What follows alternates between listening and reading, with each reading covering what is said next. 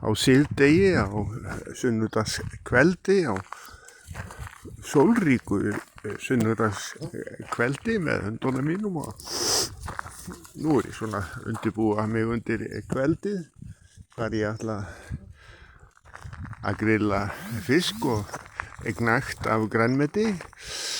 Hér lúpínan í fullum vexti.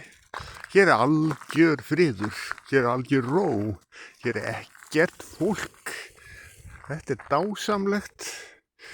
Þetta dásamlegt. Nú ég búinn að keyra í 3 klukkustundir út fyrir bæinn. Fann mér þennan yndislega griðarstað þar sem enginn nema ég og hundarnir mínir. Og svo förum við í fellihýsið á eftir og grillum kartöflur, mikið af grænmeti, kryddum vel, fáum okkur jafnvel fisk í soðið. Svona á að lifa. Innhleypur, hamingjusamur, friður og ró.